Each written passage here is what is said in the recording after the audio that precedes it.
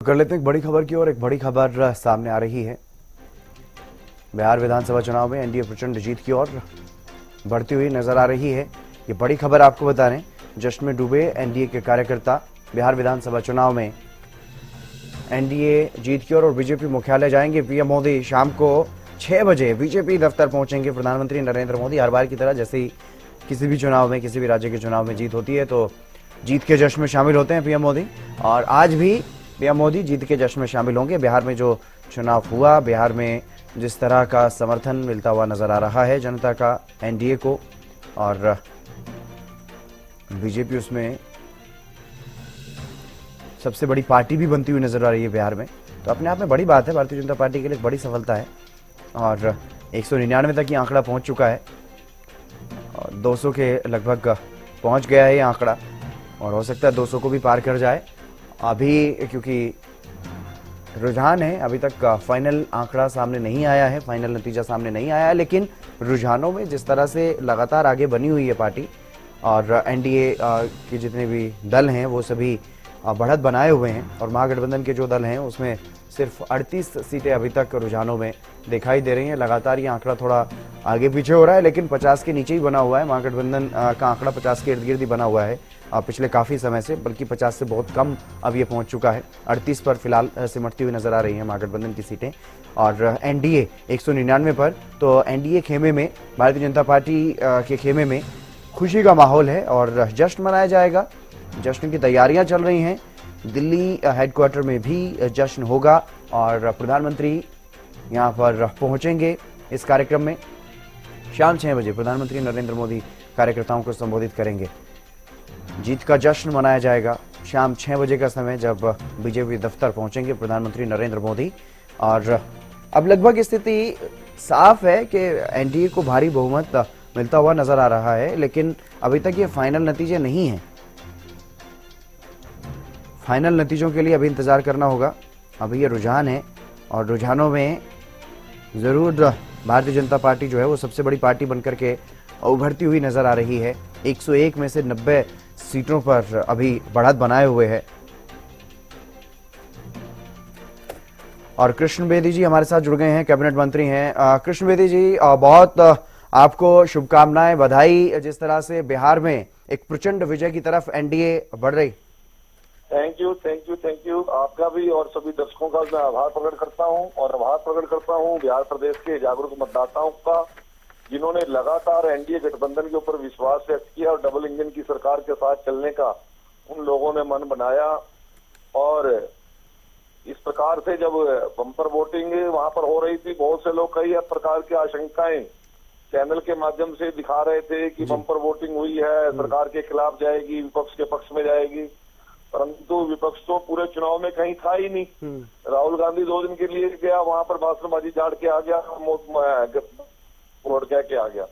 उसके बाद लोगों से कोई संपर्क ही नहीं है क्या कांग्रेस ने। इसी प्रकार से तेजस्वी यादव के परिवार के अंदर जिस प्रकार के उसके भाई ने फूट डाल के और वहां के जंगल राज से लोग प्रताड़ित थे, दुखी थे, लोग आशंकित थे कि कहीं गलती से भी इधर की सरकार बन जाती है तो फिर वही जंगल राज, वही गुंडागर्दी, वही परिवारवाद, वही भ्रष्टाचार होगा और लोगों का जीवन दुभर ये लोग कर देंगे। इसीलिए लोगों ने बड़े एक वोट को पोल करके एनडीए को मजबूत करने का काम किया। हम तो कंफर्टेबल मेजोरिटी की बात कर रहे थे, परंतु एब्सोल्यूट मेजोरिटी की ओर आज एनडीए की यानी आप भी ये मान रहे थे, बेदी जी, लोगों ने विश्वास किया। जी बेदी जी, आप भी ये मान रहे थे कि इतनी ज्यादा बम्पर सीटें नहीं मिलेंगी? नहीं, हम 150 तक के आंकड़े के आसपास थे जी। ये तो उससे भी अभी 50, लगभग 50 और प्लस कहीं ना कहीं 200 का आंकड़ा छूने को है। परंतु लोगों में लालू यादव परिवार के और जातिवाद के खिलाफ एक इतना बड़ा रोष था, वहां पर लोगों ने खुल के एनडीए के पक्ष में मतदान किया। 22-23 घंटे बिजली नीतीश सरकार दे रही है, वहां पर सड़कों को मजबूत कर रहे हैं जी, किसान को उसकी फसल का रेट दे रहे हैं, नए उद्योग धंधे वहां पर स्थापित हो रहे हैं। जो बीमारू प्रदेश था आज बिहार वहां पर मजबूत और अगला प्रदेश बन चुका है। और जिस प्रकार से लोगों को पूरे देश के अंदर तीसरी बार केंद्र की सरकार बनाई है, उसी के साथ चलने का बिहार के लोगों का मन था, खासतौर से महिलाओं का और युवाओं का। जी। और इसी प्रकार से उन्होंने बम्पर वोटिंग करके बिहार के अंदर सरकार बनाने का काम किया। बिहार चुनाव को लेकर के कई सवाल भी उठे हैं, उस बीच में हरियाणा को लेकर के भी सवाल उठे, उस पर भी मैं आपसे पूछूंगा। लेकिन अब सबसे पहले ये जान लेता हूं, क्योंकि आप भी बिहार के दौरे पर रहे, पूरी टीम हरियाणा की, मुख्यमंत्री नायब सैनी भी पहुंचे, कई सीटों पर चुनाव प्रचार हरियाणा के नेताओं ने किया। उन सीटों का क्या हालचाल है, आपने जानकारी ली होगी अभी तक, क्या कुछ चल रहा है वहां पर जहां मुख्यमंत्री विशेष रूप से पहुंचे? लगभग जिस प्रकार का रिजल्ट आ रहा है तो लगता है कि क्लीन स्वीप है सारी जगह जी। कुछ बचा नहीं है कहीं पर भी। और जिस प्रकार का राहुल गांधी ने अविश्वास का माहौल पूरे देश के अंदर, जैन जी की बात की, नेपाल की तर्ज पर देश को जाने की बात की, लोगों में बहुत बड़ा आक्रोश था जी।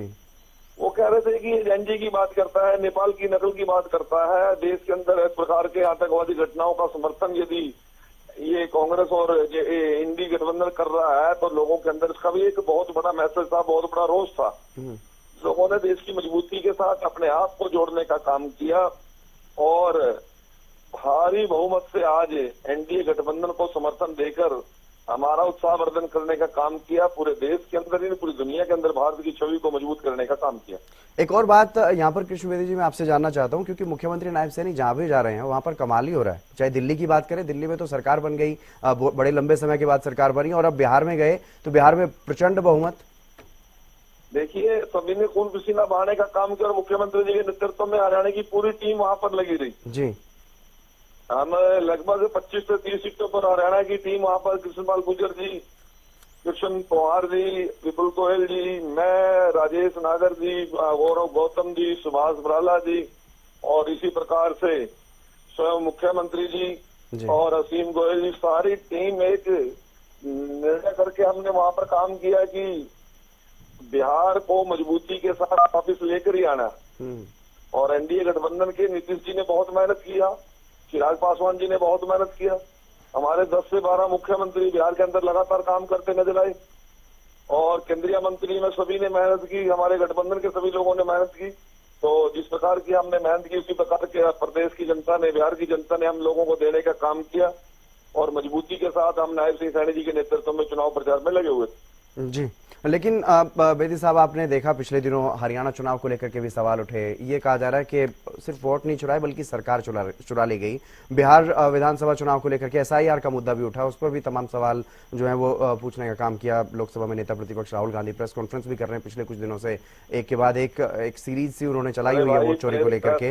अब क्या देख रहे हैं आप, जो विपक्ष की स्थिति बिहार में? कॉन्फ्रेंस करने से सरकार बनती है क्या? जी। यदि प्रेस कॉन्फ्रेंस करने से सरकार बनती है तो मोदी जी ने लगातार वहां पर इतनी जनसभाएं की, लोगों के बीच में गए, अमित शाह जी ने लगातार इतना काम किया, हमारे 10 से 12 मुख्यमंत्री वहां पर लगे रहे, हमारे केंद्रीय मंत्री लगातार वहां पर लगे रहे, एनडीए गठबंधन वहां पर लगा रहा। जब इंडी गठबंधन की बात आई 15 सीटों पर आमने सामने लड़ने के लिए तैयार हो गए। तेजस्वी यादव अपने परिवार को नहीं जोड़ सका, अपने भाई उसके खिलाफ उसके बोल रहा था। गठबंधन में किस प्रकार की फूट थी, आपसे कोई छुपी हुई बात थी क्या? वहां पर 4 दिन जाके वोट चोर गद्दी छोड़ किनारा लगा के राहुल गांधी भाग गया, दोबारा पता नहीं कौन से देशों की यात्रा करता रहा। ऐसे सरकारें बनती है क्या? इसी प्रकार से हरियाणा के अंदर जब चलता चुनाव था तो इतने घमंड के अंदर कांग्रेस पार्टी थी, राहुल गांधी इतने घमंड के अंदर था, भूपेंद्र सिंह हुड्डा इतने घमंड के अंदर था। वो संपत सिंह ने आपको एक बात बता तो दी है। और चलते चुनाव के अंदर शैलजा जैसी सांसद को उन्होंने अपमानित करके घर में बैठने के लिए मजबूर कर दिया। कोई उसके खिलाफ, हुड्डा जी के खिलाफ राहुल ने कार्रवाई की, किरण चौधरी चलते चुनाव में पार्टी छोड़ गई, नवीन जिंदल जी लोकसभा में कांग्रेस को छोड़ गए और नीरज शर्मा ने कहा कि 50 वोट ले आओ, नौकरी ले जाओ। और शमशेर सिंह गोगी ने तो कमाल ही कर दिया। उसने क्या कर दिया, कहता पहले अपना घर भरूंगा, फिर अपने रिश्तेदारों का घर भरूंगा, फिर मैं अपने दोस्तों का घर भरूंगा, फिर कुछ बचेगा जनता को दूंगा। इस प्रकार के बयानबाजी करने वाले लोगों के खिलाफ कांग्रेस ने कार्रवाई करने की बजाय, परिवारवाद को हैवी करने की बजाय उनको उल्टा प्रदोषित देकर नेता प्रतिपक्ष बना दिया। इन लोगों ने कांग्रेस की कब्र खोदने का काम किया। राहुल गांधी में हिम्मत नहीं है भूपेंद्र हुड्डा के खिलाफ एक्शन लेने का। तो कृष्ण बेदी जी, आप क्या मानते हैं क्योंकि लोकतंत्र में कांग्रेस की सरकार चोरी कर ली, सरकार चोरी कर ली, हमारा लेके कर लड़ाई लड़ता है, पन्ना प्रमुख की लड़ाई लड़ता है। उन लोगों के पास संगठन नाम की कोई चीज नहीं है। तो अखबार में बयान दे के ये कोई सरकारें बना करती है क्या? जी। तो क्या मानते हैं कृष्ण बेदी जी आप, क्योंकि लगातार जिस तरीके से लोकतंत्र में ये माना जाता रहा है कि सत्ता पक्ष और विपक्ष दो पहिए होते हैं, उसी पर लोकतंत्र अच्छे से चल पाता है, सरकारें चलती और हैं, सरकारों से कुछ ना कुछ तो नाराजगी होती है विपक्ष लोगों तो की। विदेशी ताकतों के हाथ में खेल रहा है। जी जाके नहीं, विदेशों में चाइना की किन किन एजेंसियों से हाथ मिलाता है, हाँ यूएसए में जाकर किन किन एजेंसी के साथ हाथ मिलाता है। हाँ, मेरा वही सवाल था सर कि विपक्ष के रवैये को आप किस तरह से देखते हैं, जो नेपाल की तर्ज पे देश में आग लगाने की बात करता है। तो ऐसे विपक्ष को जनता देख नहीं रही क्या, मतदाता देखता नहीं क्या? जी नहीं, मेरा सवाल यही था ना कि एक कुछ ना कुछ तो नाराजगी होती है सत्ता पक्ष से, जब सरकार 5 साल तक चलती है, 10 साल तक चलती है, तो उससे कुछ ना कुछ तो नाराजगियां होती हैं, लेकिन विपक्ष को फिर भी क्यों मौका नहीं दे रही है सरकार? सत्ता पक्ष लोगों की समस्याओं का समाधान करने में विफल रहता था जी। आज तो ये है कि विपक्ष लोगों की समस्याओं को उठाने में विफल है, पूरे देश का विपक्ष लाचार विपक्ष है, कमजोर विपक्ष है, बेबस विपक्ष है, मुद्दा विहीन विपक्ष है। ठीक है, एक और अहम सवाल में मेरा यहाँ रहेगा आपसे बेदी साहब, क्योंकि जिस तरीके से लगातार चर्चाएं चल रही हैं कि क्या मुख्यमंत्री एक बार फिर से नीतीश कुमार ही बनेंगे या फिर इस बार भारतीय जनता पार्टी का कोई चेहरा सामने आएगा? अभी रिजल्ट आ रहा है जी, आप इन चीजों की तरफ ध्यान भटकाने की जरूरत नहीं है। हमने नीतीश जी के नेतृत्व में चुनाव लड़ा, मेरे केंद्रीय नेतृत्व का ये निर्णय है, इसका फैसला करने वाले ना आप होते हो ना मैं होता हूँ। जी नहीं, जो चर्चाएं चल रही है मैं तो उस पर आपसे जानना चाह रहा हूँ कि क्या प्लानिंग है, क्या रणनीति है? नेतृत्व में चुनाव लड़ा, मजबूती के साथ चुनाव लड़ा जी, एनडीए ने चुनाव लड़ा और पहले सीटें कम होते हुए हमने नीतीश जी को मुख्यमंत्री रखा। कोई बट परंतु इस करने की जरूरत नहीं है, ना आपको जरूरत है ना मुझे जरूरत है। जो नेतृत्व ने फैसला किया है भारतीय जनता पार्टी कार्यकर्ता उसको पूर्णतः निभाएगा।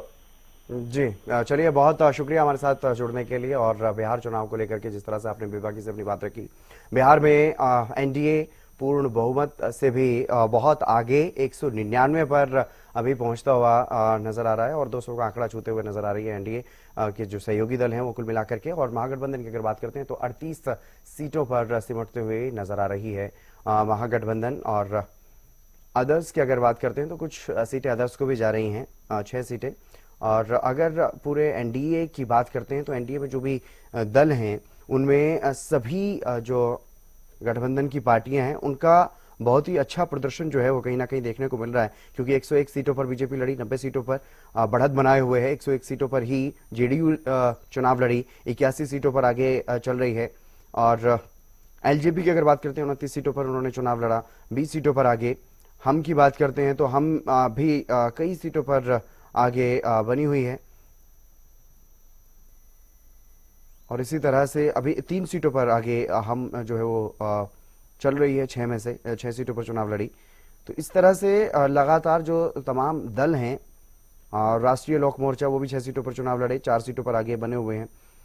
और कांग्रेस की अगर बात करते हैं तो कांग्रेस इस बार बहुत ही निराशाजनक स्थिति में सिर्फ 5 सीटों पर फिलहाल बढ़त बनाते हुए नजर आ रही है। और ये कांग्रेस की स्थिति इस चुनाव में, बिहार विधानसभा चुनाव में। और आरजेडी भी काफी कम सीटों पर, क्योंकि 140 से भी ज्यादा सीटों पर उन्होंने चुनाव लड़ा और सिर्फ 29 सीटों पर बढ़त बनाते हुए नजर आ रही है।